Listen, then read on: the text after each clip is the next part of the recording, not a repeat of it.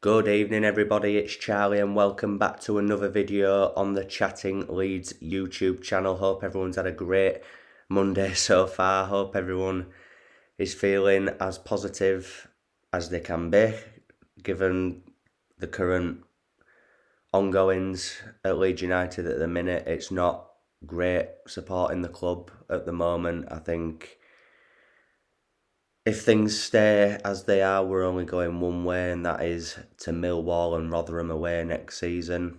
I really do believe that. I'm at that point now. Things need to change, and I was at work today, and I was thinking of a few things that I feel like need addressing.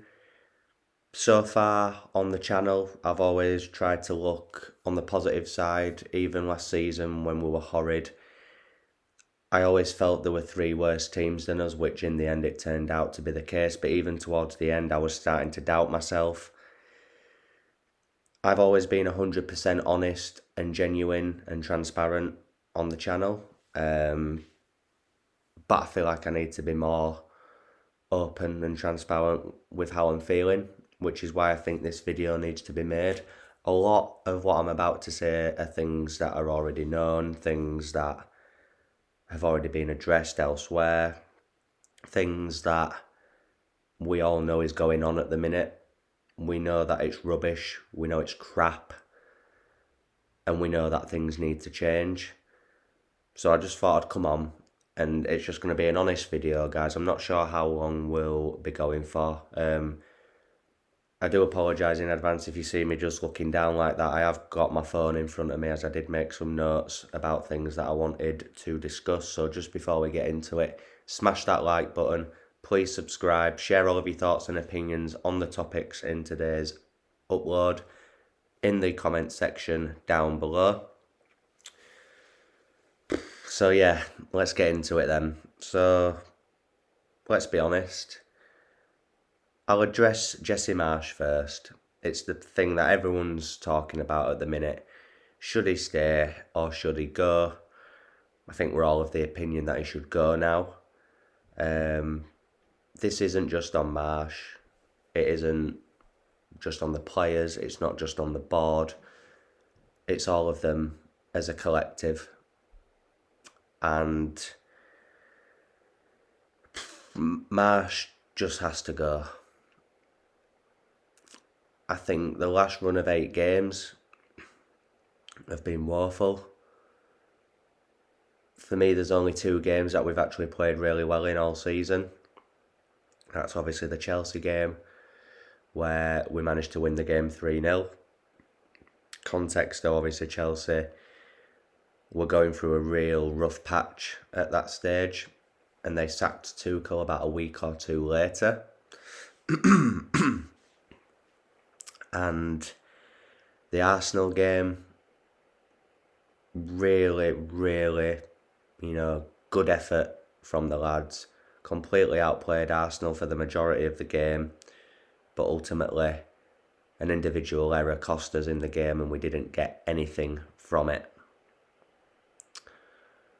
I think the players look tired under this system when it gets to 60-65 minutes. I think his tactics are very baffling. Similar to Bielsa in the sense of it's one plan and one plan only. There's no pragmatism, no adaptations, no in-game management whatsoever. The substitutes are awful, they're so predictable.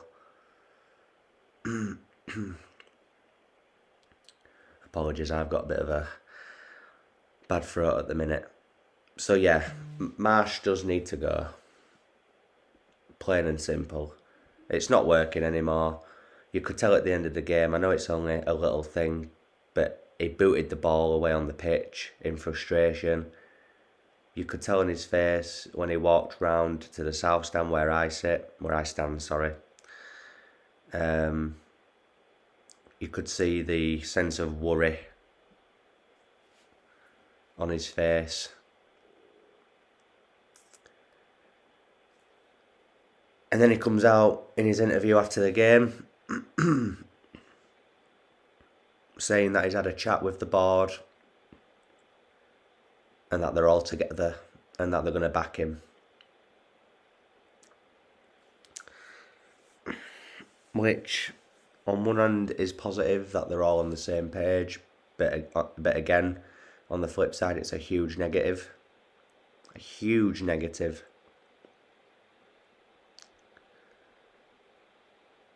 He's tactically inept. The football is boring and shocking to watch. And if the board can't see that, then they really are fools. Excuse me while I just clear my throat.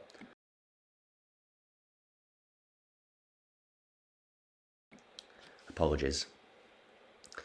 So yeah, Marsch has to go. Let's speak about the three musketeers now. Andrea Radrizzani, Victor Orta and Angus Kinnear. Clowns, all three of them. As much as I've just slated Marsch there, and again, as I said at the beginning, he does take a lot of the blame. But I do feel like the board have left him out to dry, massively.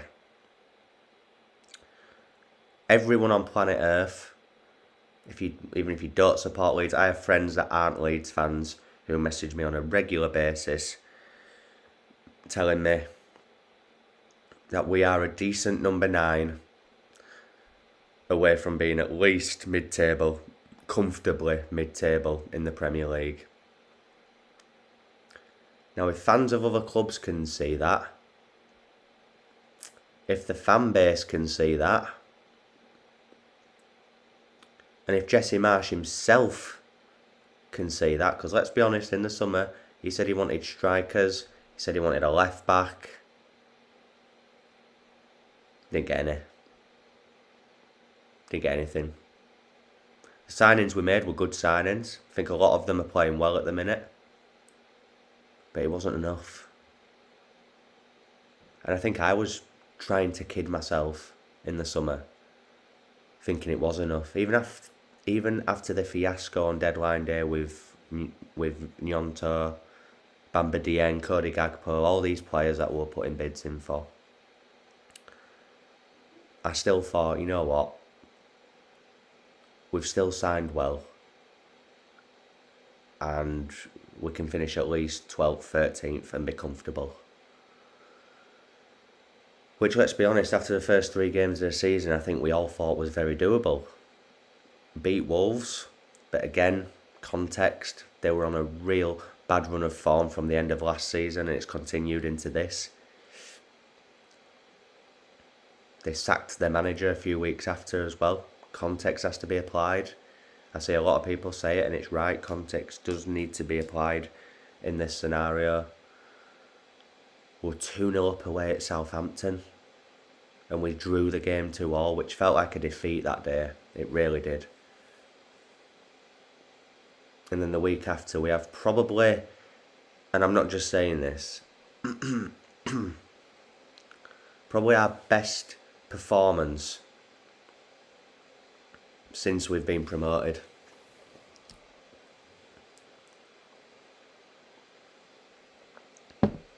Since we've been promoted, I'd say that's our best performance. Now, I'm not expecting us to be able to play like that week in, week out. But you expect a level of commitment, a level of desire, a level of fight. And recently, I'm not seeing a lot of that. Now, we ended up on a bit of a tangent there. Let's go back to the board. No striker. No left back. Now, we signed a left back last season, Junior Firpo. And again, at the time, I was buzzing. We signed a left back from Barcelona. He's played at Real Betis as well. Good pedigree, Spanish international. But boy,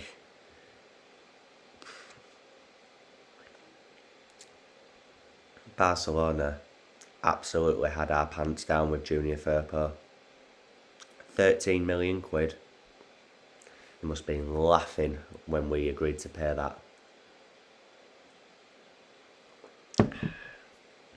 Now, as I said, fans of other clubs, pundits, Leeds fans, probably Marsch himself, and a lot of the players knew that we needed a number 9, knew that we needed a left back, and probably another centre midfielder. For if Tyler Adams or Matt Rocker are out, which we learnt yesterday, we missed Tyler Adams and we missed him massively in that midfield.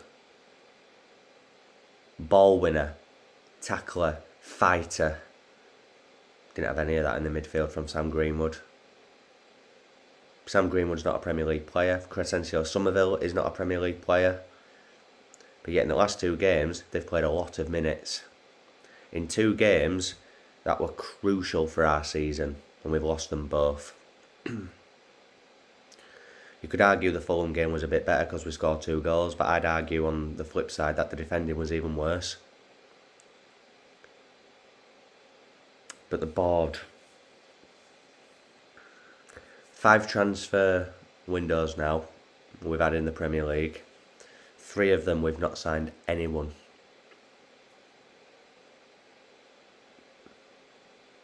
It's negligence of the highest degree. And they should be ashamed with how they are managing this club at the minute.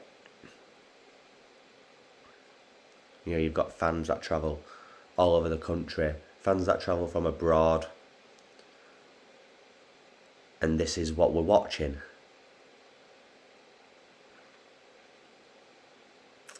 Now, if you want to compare to Bielsa,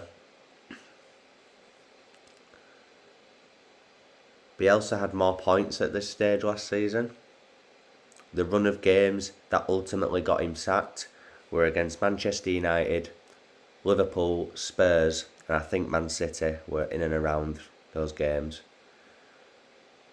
Which, yeah, we still got hammered. We shouldn't have lost by the scorelines that we did, albeit the opposition. And I agreed at the time that Bielsa had to go. But they left that too late. Well, they nearly left it too late, should I say. Sacked Bielsa with 12 games to go. Now, a lot of people disagree on this. But if Bielsa had stayed, we would be in the Championship right now, in my opinion. So you've got to give credit to Marsch there for keeping us up. But a lot of it was down to the players we had at the time, i.e. Calvin Phillips, i.e. Rafinha.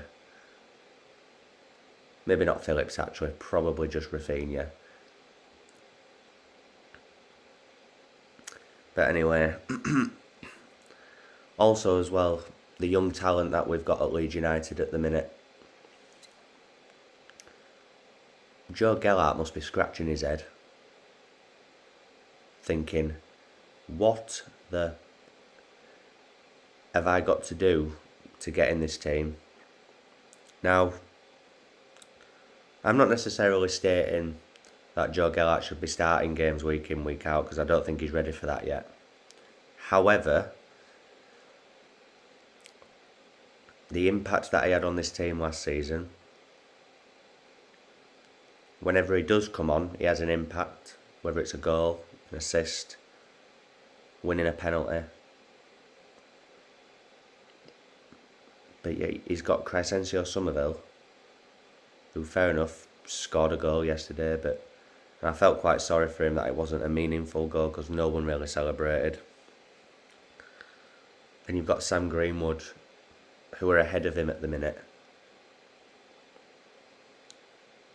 I think how they're managing some of the young players at the minute is atrocious. And I wouldn't blame them if they wanted to move on at the minute. I wouldn't.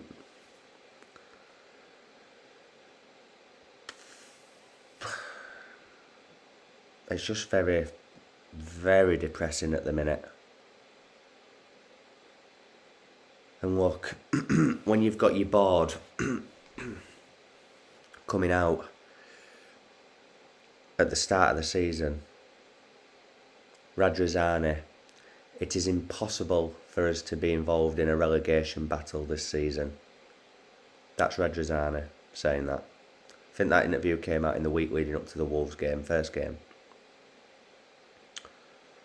And Angus Kinnear stating that we have got 2 international number 9s and the best young player in the Premier League. 2 international number 9s. Rodrigo Moreno, who used to be Spain's number 9, never gets a look in now. And Patrick Bamford, 45 minutes against Andorra. International number 9s. And the best young talent in the country. Is that the same best young talent in the country that is barely getting any minutes at the minute? Playing on average 3 or 4 minutes a game. 5 at a push. Actually, yesterday he played 7. That's probably his record so far this season. I just think what they say, how they conduct themselves, is just not good enough. And then you've got all the stuff on deadline day with Rads. Let's welcome, who was it? Bamba Dieng. Let's get behind him. Don't even end up signing the kid. He thinks, you know what? I'll go to Nice. Ended up failing his medical and ended up staying at Marseille, but that's by the by.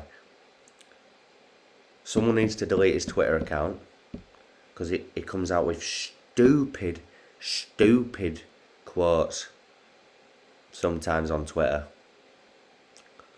He needs to delete his Twitter account and just not have a phone, because the utter nonsense that the man speaks sometimes is unbelievable. Unbelievable.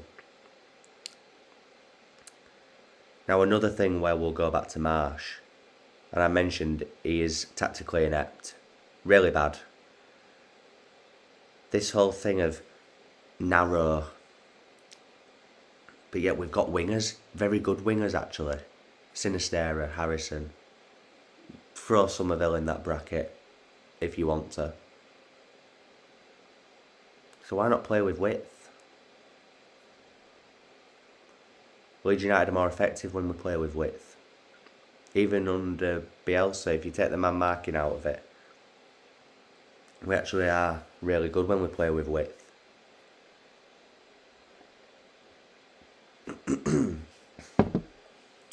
So, and I think the changes that he makes, as I mentioned earlier again, Leicester game, 4 changes. Yesterday, was it 5 or 6? He doesn't know his best 11. Now, fair enough, last season's games, he inherited Bielsa's team. He didn't have his own players in. Well, he's got his own players in now.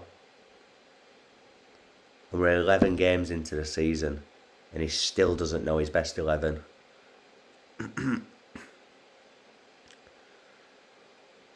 Lobbing the ball long, hoping to win turnovers in the opposition half, forcing them into errors, winning second balls. That would help if we could win the second balls and win the turnovers. I think we need someone who plays a bit more possession based. I'm not saying we're great in possession, because the amount of individual errors that we're making on a weekly basis now. Mark Rocker against Leicester, Rodrigo against Arsenal, Cooper against Palace, Cine getting sent off against Villa, Luke Ayling for the corner yesterday. You know, that's too many that I'm stating there. Players aren't perfect. You're going to make a mistake here and there. It happens. But it's happening too often for Leeds. And again, I'm not saying that we should be going through a season invincible like Arsenal did all them years ago. But we should be winning more games than this. We've had probably one of the easiest runs of the teams in and around us. We've played Everton, we've played Brentford, we've played Brighton, Southampton, Palace, Villa, Fulham, Leicester. We've not won any of them. Our 2 hardest fixtures, probably Chelsea and Arsenal up to this point. We beat Chelsea, but again, They sacked the manager a few weeks later. Context. And Arsenal, we played really well, but ultimately we didn't get anything from the game. It's a results business. At the end of the day, it's a results business. And Wolves on the opening day was very 50-50. That could have gone either way, really.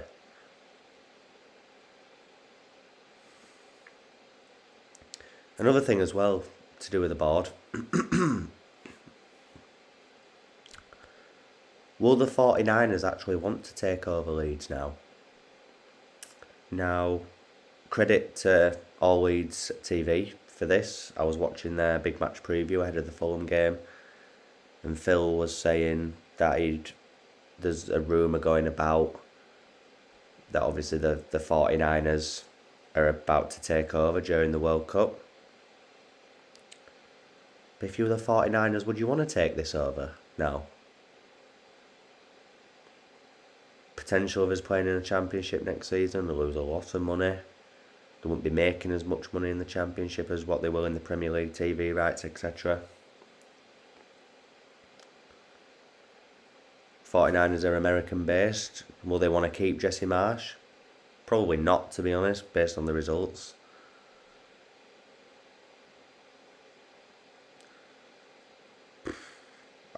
Yeah. And obviously the board have said they're backing him. So a ridiculous thing. I think it was just a wind-up earlier saying that we were going to get Sean Dyche in if we lose against Liverpool. And even though it's a wind-up, and it clearly is a wind-up, it's not true. Sometimes you sit and think, is that going to happen? Are we just going to get someone in that's just available? Can we afford to pay Marsch out of his contract and pay compensation for a good manager who's at a good club? Just as an example, that Beale at QPR, he turned Wolves down. And Wolves have got a much better squad than Leeds United. And he turned Wolves down. Because I've heard his name associated with us. If we go in for him, he's going to look at us and think, no way. I've seen Pochettino. Pochettino ain't happening.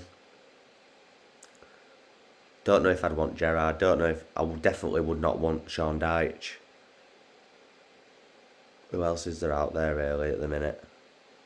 Bruno Lage, Nuno Espirito Santo, not for me. But again, I'm not trying to figure out a new manager. I'm trying to figure out where we go from here. And it's simply not good enough at the minute. And the next point that I was going to make there, I've actually skipped ahead, was who do we bring in if Marsch is to get sacked? Just stated a few names there. I've heard someone called Gallardo as well. Can't say I know a lot about him, but excuse me again. Apologies once again. But yeah, who do we get in? But yeah, the board, the players, the manager, the whole thing as a collective is just low at the minute. Bad, crap, turgid, not good enough whatsoever. And I genuinely don't get why the board are still choosing to back him. I do think though that if we get beaten against Liverpool, well, I say if, when we get beat against Liverpool, if it's bad, if it's 3, 4, 5-0, I do think he goes then. He's lost the fans. You could see that at the ground the other day. Sack the board chance. You're getting sacked in the morning chance. He's lost the fans. There's no turning back. And yeah, if by some miracle we manage to beat Liverpool, I'll be delighted. But at the same time, it'll keep him in a job and they'll be blinded by it. They'll be thinking, we beat Liverpool, we can beat anyone. It's like, no. Our good result so far has been Chelsea, and it's going to stay that way unless changes are made, and they need to be made quickly. And that is where I'm going to end the video there, guys. Hope you've somehow enjoyed it.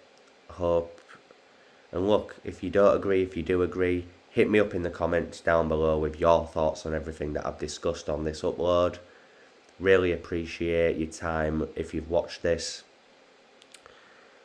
Hit that like button. Please subscribe if you're brand new. As I said, share all of your thoughts in the comment section down below. And I'll see you in the next one. Cheers.